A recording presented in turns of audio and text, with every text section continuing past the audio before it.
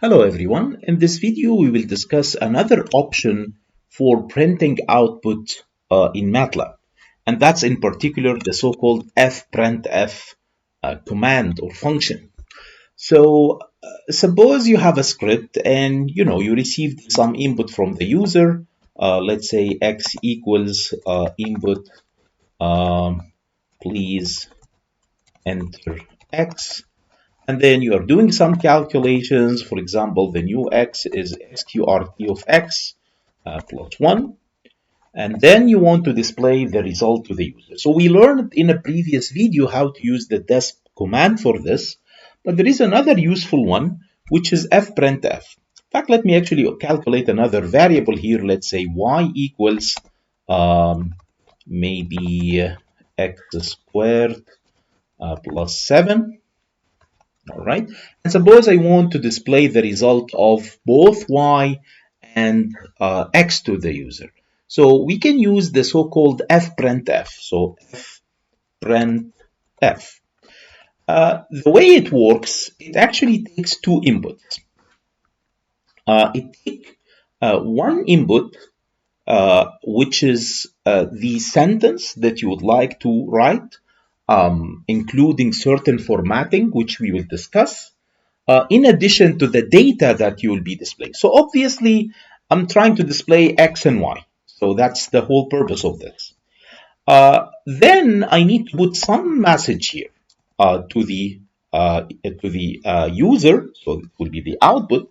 For example, value or X equals, and then I want to tell that what we will write next is a number. So x equals is just like a character, but then I want to put a number here, which is the actual value of x.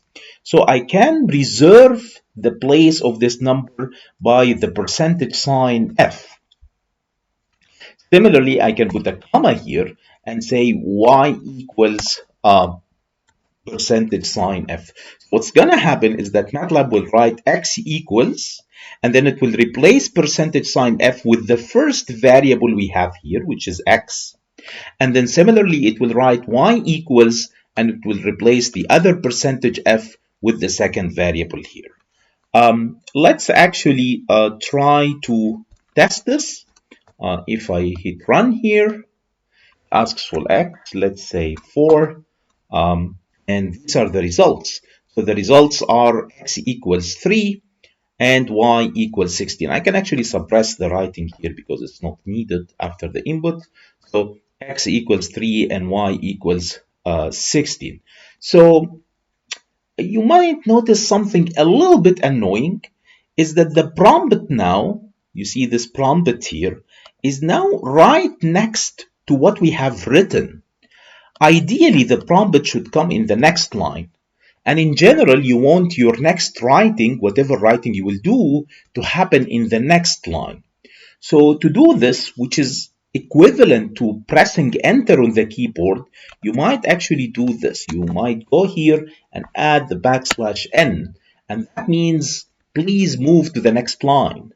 Whenever you write something or you bring the prompt again. So let's actually test what's going to happen here. So again, I will put, let me do Control-C first to get out of this, and CLC. I will clear as well. So let's hit the run button here. Please enter x, let's say, and x equals 4. And again, you see now that it says x equals 3, y equals 16, and the prompt happens in the next line. It's not, it's not immediately after the 0, which is usually a good thing. Of course, you need to leave some spaces so that your output is readable. So that's the purpose of this \n. There are some other intricate details related to the fprintf. So for example, we have seen the percentage sign f, which is used to write a real number. But suppose the numbers that you are planning to display are actually integers. Then you can replace them with percentage %d. So this is for reals, also known as floating points or floats. All right, while this is used for integers. let's test. Suppose I run again. It says enter x, put 4. Oh, we didn't change it, sorry. So CLC clear. I'm gonna replace this with percentage sign E, percentage sign D, and let's save CLC and run. Please enter x, let's say 4. You see the answer now is written in integer format. So percentage sign D gives you integer. There is another option which is percentage sign E, and that's the exponential format. Exponential format. In fact, to see how this happens, well, first of all, let's try it with these numbers. And I hit run for, oops, again, we forgot to edit here. So save CLC, clear, and hit run again.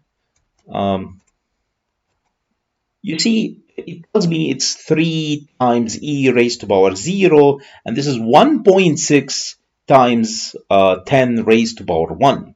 So this is the exponential notation. Usually it's preferred with large numbers. In fact, let's try again here. Maybe with large number for x, maybe 1,000 or 10,000. You see, now it starts to be convenient when you start having large numbers. The scientific notation becomes useful. Another recommended format is percentage sign G, and that's where you let MATLAB decides what is the best format for you. So I can replace this with G, I can replace this with G, and you let MATLAB decide on itself, on its own. So let's actually try here, run, maybe use 4. You know, it decided actually to show this in integer. Let's do CLC and clear. Let's run again and give it a large number. So 10,000. Again, it decided to show this as an integer. Let's CLC, clear. Maybe try this time with a very large number, or maybe something like this. It contains decimals. So if I hit run, oops, if I hit enter, it decided to put this in real format. So you really let MATLAB decide for you what is the best format. So percentage sign F for floats, D for integers, E for exponentials, G for you let MATLAB decides what is best. So MATLAB here decides what is the best format. One last final comment, and that's really very important to recognize. So unfortunately, the fprintf has one major issue. Let's write here in the comment. It does not display the imaginary part of a complex number. And unfortunately, this is the only problem with fprintf.